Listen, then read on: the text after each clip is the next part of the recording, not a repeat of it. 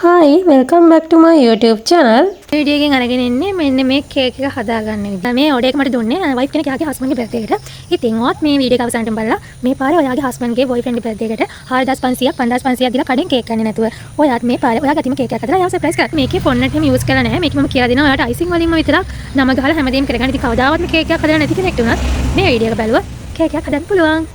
හරි එහෙනම් අපි දැන් කේක් එක හදමු. මුලින්ම කේක් එක දෙකට මැදින් කපාගෙන කේක් එකේ යට කොටස ට්‍රේ එක උඩින් තියලා අපි අයිසින් ලේ එකක් දාලා මෙන්න මේ විදියට කේක් එක හැමතැනටම යන විදියට ඒක තුනී කරගන්න ඕනේ.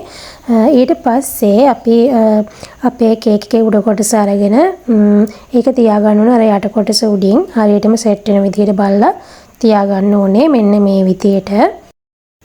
හරි අපි දැන් ඊළඟට කේක් එකට අයිසින් එක ඇඩ් කරගමු. ඉතින් මම මෙතන ස්පැචුලා එකක් යූස් කරනවා. මේකට කියන්නේ ස්පැචුලා එක කියලා. ඉතින් මේවා ඕනම කේක් බඩු ෂොප් එකක තියෙනවා. ඔයාට කේක් බඩු ෂොප් එකකින් ගන්න පුළුවන් ලොකු ගාණක් වෙන්නේ නැහැ.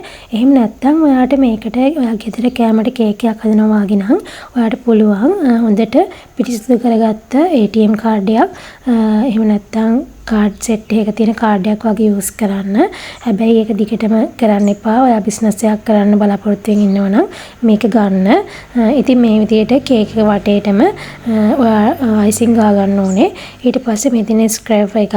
ඉතින් මේකත් එහෙමයි මේවත් ගන්න තියෙනවා කේක් බඩු ෂොප් වල.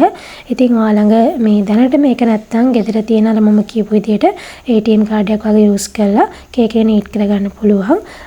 ඉතින් ඊට පස්සේ මම මේකට මල් දාන්න තමයි තියෙන්නේ කරේ. සුදු සහ නිල් දාන්න ඕනේ. ඉතින් මම ඒකට 2D nozzle එක තමයි පාවිච්චි කරන්නේ. මේ තියෙන 2D nozzle එක. මේ තියෙන්නේ පයිපින් බෑග් එකක්. ඉතින් පයිපින් බෑග් මේ වගේ nozzle ඔයාලට කේක් ෂොප් වලින් ගන්න පුළුවන්.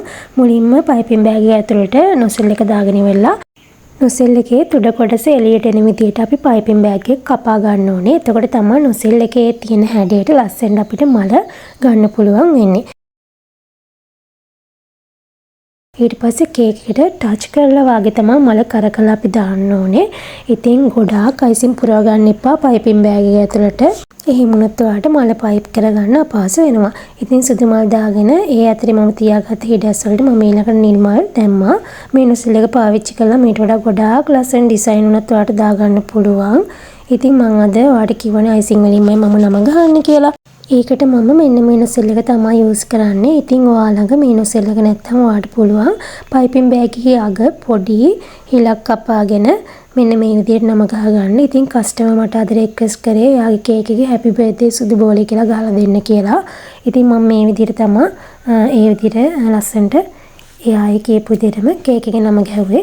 ඉතින් ඔයාට මුලින්ම මෙන්න මේ විදිහට එකපාර ලියා ගන්න බැරි වෙයි. අපිට දැන් කාලෙත් එක හුරු වෙනා නිසා අපිට ස්පේස් එක මැනේජ් කරගන්න පුළුවන්.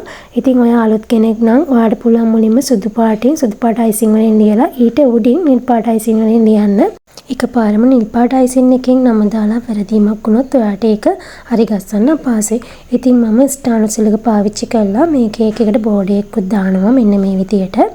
ඉතින් මේ වගේ වීඩියෝස් දිගටම බලන්න අපිව සබ්ස්ක්‍රයිබ් කරලා තියාගන්න. ඉතින් මම කේක් එකේ යට කොටසටත් ඒ වගේම බෝඩ් එක දාගන්නවා. දැන් අපේ කේක් එක හදලා ඉවරයි. ඉතින් ඔයත් කේක් හදන්න ආස කෙනෙක් නම් අපිව ෆලෝ කරලා තියාගන්න.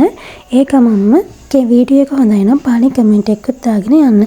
මේ තියෙන අපේ කේක් එකේ ෆයිනල් ලුක් එක.